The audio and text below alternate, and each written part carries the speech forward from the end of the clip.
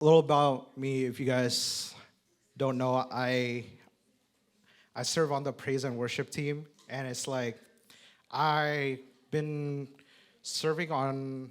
I've been playing music for a church. I feel about like almost 10 years now. I'm 22, and wow, thanks, thanks, thanks. Thank you for your service. That's crazy.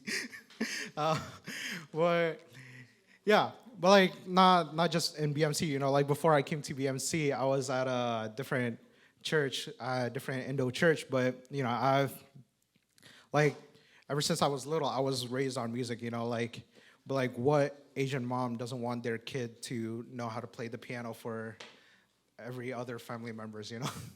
So yeah, when I grew up in Indonesia, I learned how to play piano, and then came to America, and then I learned even more instruments. And not because I was forced to, but I didn't really like the piano that much, so I chose to learn a different instrument. Um, but yeah, when I came to BMC, I remember I it wasn't like I didn't immediately start serving upstairs, like playing guitar. But I do remember when I did start playing guitar upstairs, I was so nervous, bro. There was so much, I don't know, I wouldn't say anxiety. I was just really scared to play upstairs, and it was like very intimidating. I think it was like around the end of 2017 or beginning of 2018 when I started to play upstairs. If some of the OGs remember, we used to have 6 p.m. service upstairs, and I hear it's coming back again. So, yay! That's okay though. But yeah, I remember back then when I did start playing guitar for upstairs, it was just like I always practiced like the Sunday of, because we had service at 6 p.m. So Lord forgive me, but I started practicing like around like 12 p.m. of that Sunday, and then I remember call time was 5 p.m. We have to be here, and we have to rehearse with everyone else. And I remember I took like at least like 4 hours of my Sundays to just practice. And I remember the first time I went upstairs, like, okay, this is my first ever rehearsal with everyone. And I completely listened to the wrong song.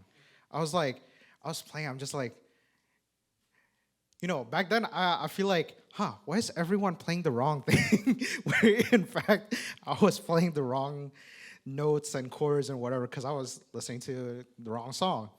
And, and like after that moment, I don't know why it took me a while to actually get it through my head, but even after that first time, I still only practiced every Sunday at 12 until 4 p.m. and then I got to get ready for practice.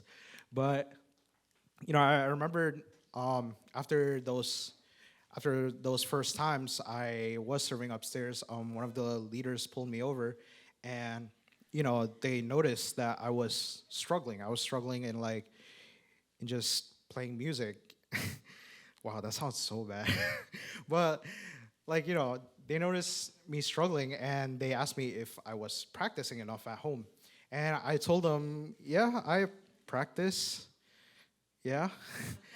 Not enough maybe, but like I practice. But yeah, and then I remembered,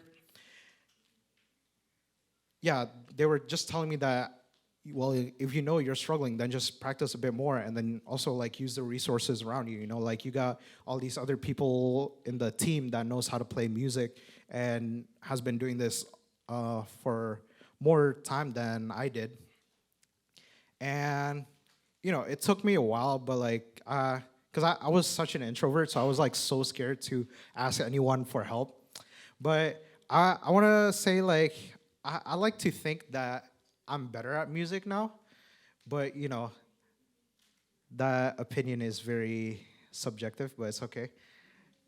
I can confidently say that I have been taught a lot of things, and I have learned a lot of things since then too. And I think one of the most important things that I've ever learned since being on the team is that learning that practicing the songs for Sunday is just as important as showing up for those rehearsals on Sunday.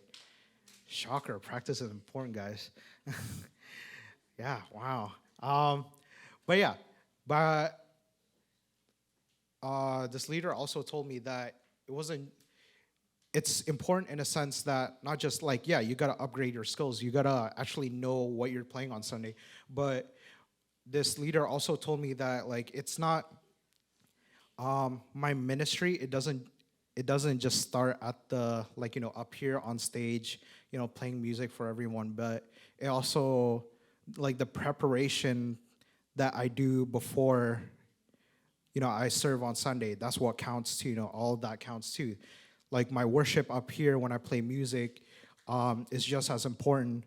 Or no, the other way. Actually, my practice at home is just as important as my worship that I do up here on stage or on Sundays. And I my I never realized how important it is to even intentionally set apart time to just practice or just like, to just spend a little bit of time with God because, you know, like the stuff that I'm going to be doing up here on the guitar or on the piano or whatever, like it reflects my attitude or how I worship from home too, because, yeah. But yeah, on that note, the topic that I am going to share with you guys is worship. Or I'm actually going to tell you guys that this is worship. Thanks. But, oh, I'm so sorry. Actually, like the reason why I actually really wanted to talk about this was because on Instagram, there's like this Christian artist as in like painter slash graphic designer. His name is Anthony Gorola. Quick shout out.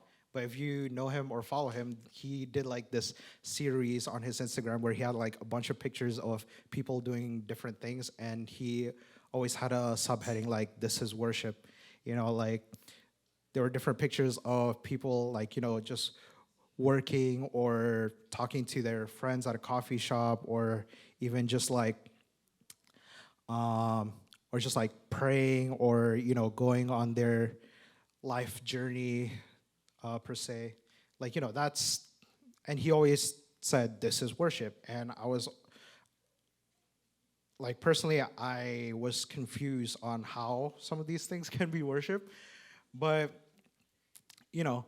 I've learned that worship, it doesn't just start at church, nor does it even stop at church. It actually goes way beyond these four walls that we are in right now.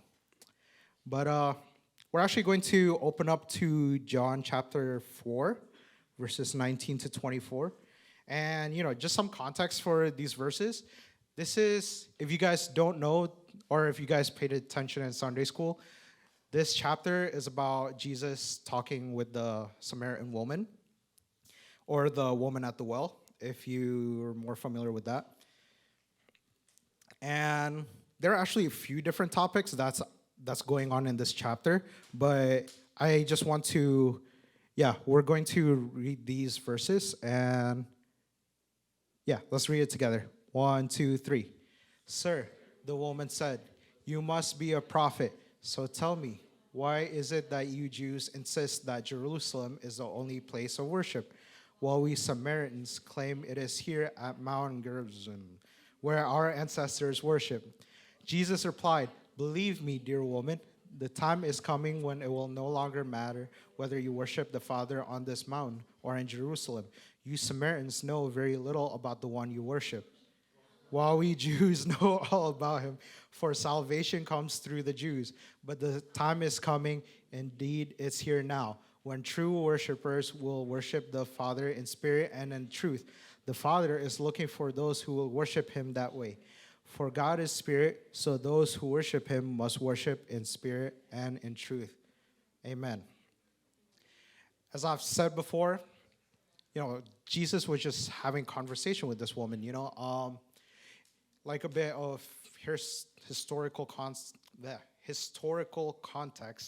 if you're like a history nerd like me, the Samaritans and the Jewish people, they were not really, they didn't like each other, is like the easy way to say it. They, like one of the big things is like what Jesus was talking about here. Like one person, like the Samaritans thought that, yeah, it's okay for us to worship on this mountain, but for the Jewish congregation, they said that no, true worship only happens in this temple.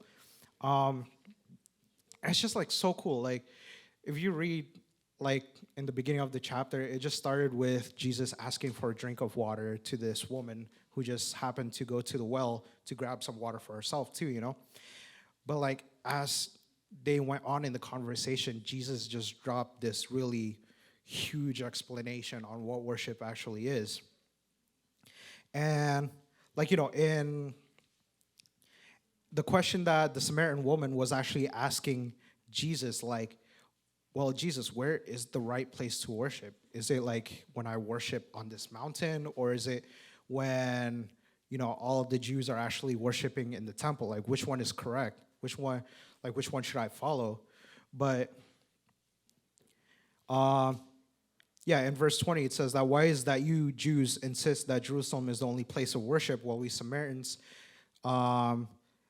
worship is here at the Mount Gerizim? But the question the woman was solely like basing it off of, or the real question the woman was asking, like, where should I worship? Whereas I think the more important question that she should have asked Jesus is like, how should I worship? Or why should I worship, you know? And yeah, we'll just jump into the first point, to what is worship. And we'll say, well, I wrote down that true worship is spiritual. Can we say that together? 1, 2, 3. True worship is spiritual. Thank you. And yeah, we'll go back to John 4, verses 19 to 23, but in the Message version. Thank you. I'll read this myself. And it says, oh, so you're a prophet. Well, tell me this. Our ancestors worshiped God at this mountain, but you Jews insist that Jerusalem is the only place for worship, right? Believe me, woman, the time is coming when you Samaritans will worship the Father neither here at this mountain nor there in Jerusalem. You worship guessing in the dark. We Jews worship in the clear light of day. God's way of salvation is made available through the Jews, but the time is coming. It has in fact come when what you're called will not matter, and where you go to worship will not matter. I mean, a lot of you guys are probably like me when I first reading these verses or this chapter, you know, it's just like, what the heck is Jesus talking about here? Like and honestly, like for me, it actually took a lot of digging. It took me a lot of research and prep time for all this. But as I've said before, you know, the Samaritans and Jews disagreed on where the true place of worship should be, like it says on there.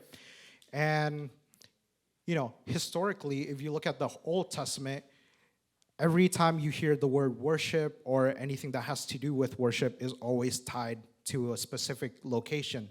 You know, you go in the Bible, and like even if you go to Genesis, there's a lot of places that are named by Abraham or Isaac or Jacob, saying like, oh, this shall be called Bethel because God was with me here, or something. I don't know the actual definitions of those words, I'm sorry. But you know, and I feel like nowadays we are even like this thought of like worship only happening in a church, in this building, like this ideology became ingrained in our minds too, you know, like that true worship only happens at a specific location. That like, you know, maybe some of you guys even think that, oh, whenever I sing on Sundays is when I have true worship. Whenever I sing here at AGC is where my true worship actually happens. Though Jesus says the opposite, as you can see in those verses. And not gonna lie, I didn't really mean to use this example until like when I was finishing up my sermon last night. But Yesterday, I went out with a few friends. I went out with Kevin, Jacqueline, and Jeremy. We went out to Shake Shack, and you know, like we were walking. We parked our car, and then we were walking to Shake Shack, and then um, out of nowhere, Jeremy, is he here? No, he's not. Okay. Well, he won't hear me shouting him out in my sermon, but Jeremy, like out of nowhere, he just started like singing worship songs. I forgot what he was singing, but we were just walking. Like I think we were just not talking. None of us were talking, and he just started singing worship songs out of nowhere. And then I asked him, like, bro, do you actually just like break out into worship songs when you're just walking or doing whatever? And he said, yeah, it just be popping up in his head sometimes. And like now that he mentioned that, I actually noticed that a lot whenever I hang out with him. Like he would just be singing random worship songs when he's just like walking around or just hanging out too. And like, why did I give this random example other than just, to shout out the three friends I was hanging out with? But I think oftentimes we are so accustomed to the Sunday service routine. We are so accustomed to showing up at 10.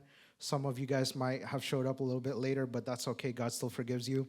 And then, sing a couple songs, one fast one slow one. The preacher up here will say something about like, yeah, there's a free time for you to worship or whatever.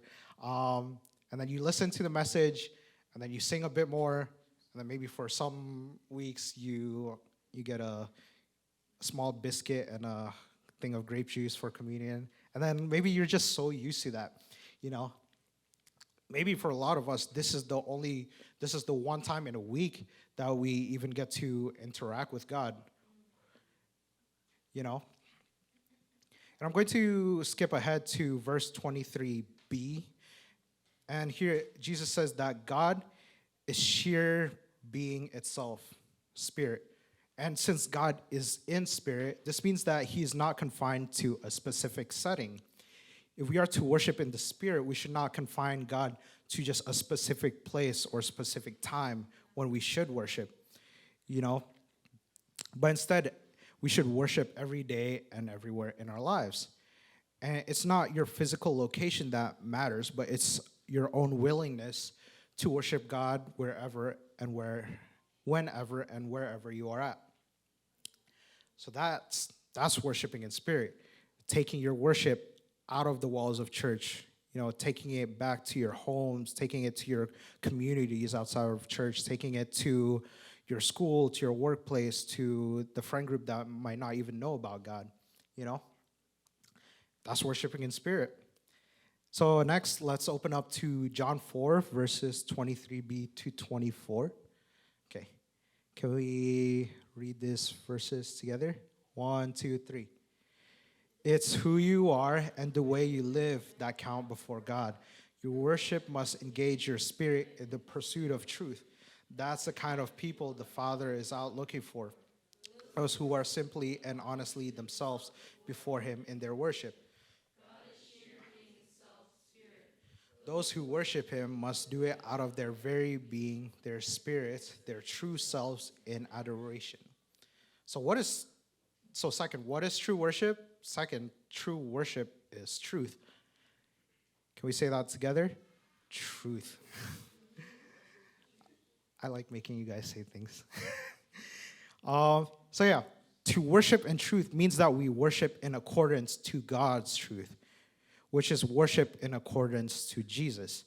This means we glorify God in all aspects of our lives the same way that Jesus did. The same way that Jesus lives is the same way that we should live also.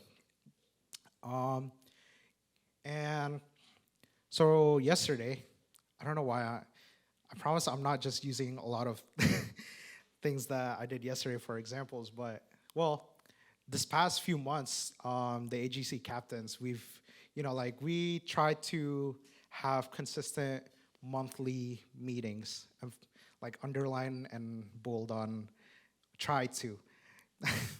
And at these meetings, we would talk about how to, what new events we should do at AGC, or we would evaluate on how the service has been, or our past events that we even had, think of it like a corporate meeting, but we're meeting for you guys. We're meeting so that we can plan more cool events for AGC. And other than that, we've actually been doing like a small book club, I would say. Like we've been reading this book called Soul Care. Some of you guys might know that book, some of you guys might not. But if you want to know about the book is actually about like principles on how to care for your soul, such as principles about like your identity in Christ, or about forgiveness, healing, family, sin patterns, and which what we talked about a lot at AG Camp 2, if you guys were there. And now we're actually going to start a new book. But yeah, other than talking shop, talking about AGC and just making things about like, how AGC is running, we intentionally set a chunk of our time to just talk about this book called Soul Care. We discuss on what we've learned and we share and we just like, we help one another. We learn from each other. And why am I saying this? Why does this example, how does this example tie into my second point? It's because this is the other part of worship. I feel like it's so easy for us to listen to songs or sing songs that are about God, in that sense. But I know, at least for me personally, like I said before, I like the music stuff. I like playing music, but oftentimes, the discipline to read the Bible or read things about God, or maybe listening to a different sermon to actually fill myself up with more knowledge about God, that's, for me, is kind of hard, And actively learning more about Jesus, learning more about God, that's the other part of worship. So we can live just like how Jesus did. If Jesus says that it's who we are and the way we live that count before God, then it should be even more important for us to seek the truth in our day-to-day life. It should be more important for us to know how to live correctly as Jesus did. And maybe for a lot of us, like maybe we haven't picked up our Bibles in a while. I know mine's is low-key collecting dust because I've been using the YouVersion Bible on my phone more. But maybe this is your reminder to pick up your Bible again, learn something new about God that he wants you to know about him. So yeah, second, true worship is truth. And lastly, let's just open up to verses 24 to 26 in the NLT version this time. Can we read these verses together? 1, 2, 3. For God is spirit, so those who worship him must worship in spirit and in truth. The woman said, I know the Messiah is coming, the one who is called Christ. When he comes, he will explain everything to us. Then Jesus told her, I am the Messiah. Finally, what is true worship? True worship is both and. Bear with me, guys. I try to be clever, but it's like, it's hard, okay, being clever. Why both and? True worship is both spiritual and with truth.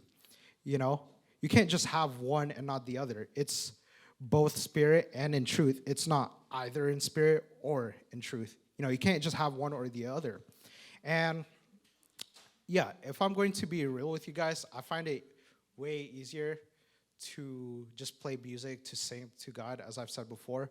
And I feel like, gosh, I'm not trying to brag or anything, but I feel like anywhere I go, I can just mumble in my a little bit to myself, like just talking to God. I'm just working, cutting up stuff for the restaurant, and I'm just like, God, I'm so tired. Please give me strength.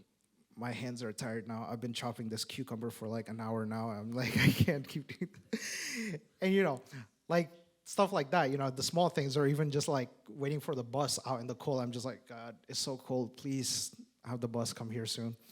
And, but I often struggle with worshiping in the truth, just spending time with God, just to read the Bible and just to pick up that soul care book that we've been reading. just doing stuff to like learn more about God, learn more about how or who Jesus is. And why am I saying this to you guys? It's not because I'm just exposing myself up here, but you know, it's like the struggle is real, guys. It's not like something that you need to hide. If you know you can't, if you know that you're better at worshiping in spirit but not in truth, or the other way around, you know. But I'm here to remind you guys that it is important for us to do both. And well, Gil, what does it really look like when I only worship in spirit but not truth? Well, if you look back in verses 21 to 22, Jesus explained it like when you worship only in spirit, we're worship guessing in the dark. What does that mean? You sing songs about God, but you don't really know who God is. You're singing about a God that died on the cross, and then you will be saved, but like you don't know who's saving you, if that makes sense, And in the alternative, some of you guys might be so good at reading the Bible or listening to sermons, but you guys don't express it in spirit, And what does that look like? Yeah, you might just have like, a lot of knowledge about God, but you don't know how to express it well to him. Like, you want to say thank you to God, you want to worship him for all the things that he's done in your life, but you actually don't know how to. But when you are filled with spirit and truth, worshiping anywhere you are will just come naturally. The more you read the Bible, the more that you will, how do I word this? The more you read the Bible, the more things that you can say to God, like you'll know how to ask for specific things that you want God to do in your life, or even just like when you worship in spirit. I was even reading the commentaries, the curtain was torn in a way that it was torn from the top to bottom, and a lot of theologians believe that God was the one that tore down the curtain. That's why it went from top to bottom. It went from heaven down to earth. He was the one that wanted this disconnect to not be there anymore, And that's why our worship is now not just confined in this building, but wherever we go, we can worship God. That time you want to make your home a place where Jesus is present by praying together with your family, that's worship now. That time you guys are having AGL on some night on Zoom, sharing with each other, like, about how your life has been going, or like, helping one another, building up each other, that's worship too. That time you are crying out to God because you trust in the plans he has for you more than whatever you can come up with, that's worship now too. You sharing to your friends about like, oh, this is the church I go to, and this is why I like it so much, because there's a good community and I do feel the presence of God there. That's worship. You telling people that who Jesus is, that's worship too now.